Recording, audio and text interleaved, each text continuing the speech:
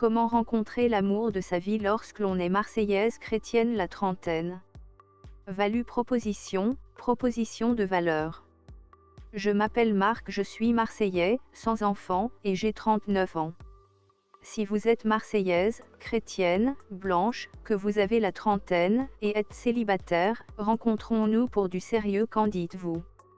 Aussi, et ceci serait très profitable pour les célibataires chrétiennes, en demande d'un compagnon marseillais viril et puissant, j'offre à la fin de cette vidéo un livre au format e-book, avec mes fameuses coordonnées.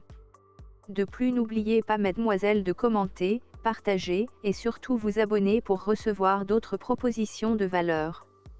Sécheresse vaginale, ces 8 astuces peuvent vous aider à aller mieux. Irritation, démangeaison, brûlure, autant de désagréments qui peuvent annihiler une vie sexuelle. Ils ont souvent une origine commune, une trop grande sécheresse vaginale. Si vous en souffrez, voici 8 mesures à adopter pour retrouver la sérénité. 1. Arrêtez l'épilation intégrale.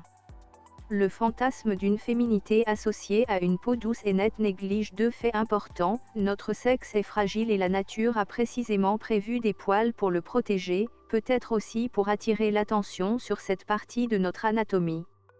Or la zone rendue glabre n'est plus abritée des frottements. Si l'extermination des poils pubiens répond à une demande de votre partenaire, il faut vous défendre, non, les baisers bucco-génitaux avec poils ne sont pas sales. Et puis on peut peut-être trouver un compromis avec un léger ticket de métro.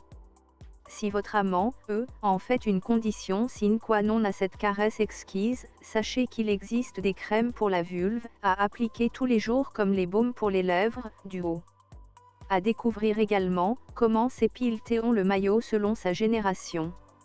2. Rééquilibrer ses hormones. Le problème concerne de nombreuses femmes ménopausées, parce qu'elles produisent moins d'œstrogènes. Mais il peut aussi apparaître durant la grossesse et le postpartum ou avec la prise de certaines pilules contraceptives. Le souci risque de s'aggraver si l'on espace les rencontres sexuelles, car des rapports réguliers stimulent la zone et contribuent à entretenir le film hydrolipidique protecteur. S'ils sont devenus douloureux, il ne faut pas hésiter à prolonger les préliminaires et à utiliser des lubrifiants.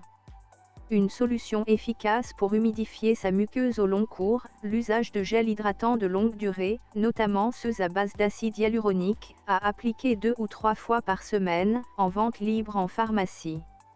Face à des conséquences sévères, le médecin peut aussi prescrire l'apport local d'œstrogène sous forme de crème ou d'ovule sur ordonnance, car il existe des contre-indications, notamment en cas d'antécédent de cancer hormonal. Et, quand tout cela demeure insuffisant, après certains traitements anti-cancer, par exemple, des médecins spécialement formés peuvent encore pratiquer des infiltrations d'acide hyaluronique dans le vagin, sous légère anesthésie locale, dont l'action dure de 9 à 12 mois. La séance n'est malheureusement pas remboursée, pas plus que celles au laser endovaginal, dont le résultat persiste au moins 1 an. 3. Bien choisir ses culottes. La vulve a besoin de respirer. C'est pourquoi les gynécologues recommandent les sous-vêtements en coton et de limiter le port de string. Ne pas abuser non plus des pantalons trop serrés qui rentrent dans la fente. Autre erreur, le port permanent de protège-slip, auquel certaines femmes confient le soin d'éponger des pertes tout à fait normales. Un seul mot d'ordre, évitez tout ce qui agresse l'entrejambe. 4. Changer de produit de toilette. Toujours pour se conformer à la même recommandation, il est conseillé d'adopter une toilette intime aussi peu agressive que possible, savon doux au pH neutre, voire un peu alcalin, soit compris entre 7 et 9. Or, en cas d'inconfort, c'est souvent le réflexe inverse qui prévaut et amène à opter pour des produits encore plus décapants. Par ailleurs, on a trop tendance à l'oublier, le vagin est auto-nettoyant. Alors pas d'excès de zèle, on oublie aussi les douches internes, les parfums et autres déodorants, se laver à la main 1 fois par jour suffit. 5. Maîtriser son stress. Et oui, il peut suffire à assécher le puits au moment de la rencontre amoureuse. Si c'est le désir qui déclenche la lubrification, l'appréhension est aussi tout à fait capable d'enrayer le processus. Si le manque de confiance, ou toute autre cause d'anxiété, contribue à votre problème, n'hésitez pas à vous mettre au yoga ou à la méditation. À découvrir également, sexualité, 5 postures de yoga faciles pour réveiller sa libido. 6. Se méfier des cigarettes et de l'alcool.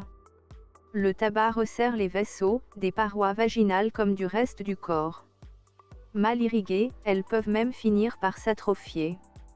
Autre coupable possible, une grande fatigue ou une consommation d'alcool excessive.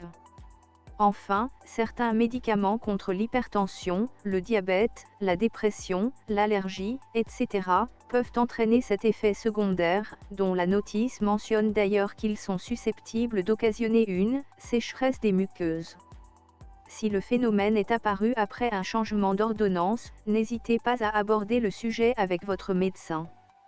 7. Appeler les probiotiques à la rescousse. Il n'est pas rare que l'inconfort s'installe après des infections répétées et / ou une cure d'antibiotiques. Le meilleur remède dans ce cas ? Recourir à des ovules de probiotiques pour restaurer l'équilibre protecteur de la flore vulvo-vaginale. Vendus sans ordonnance, également sous forme de gel ou de tampon, les probiotiques peuvent aussi être adoptés en cure préventive, à raison d'une application par semaine pendant 6 mois, pendant la ménopause, par exemple.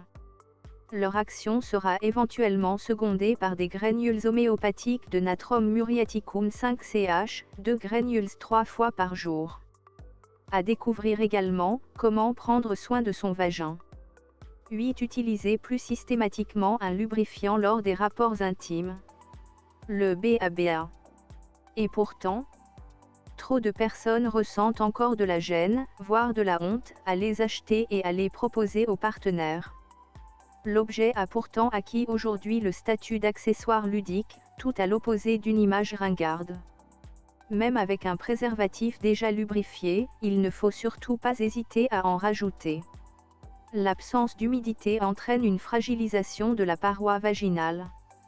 Cela vaut vraiment la peine de la chouchouter.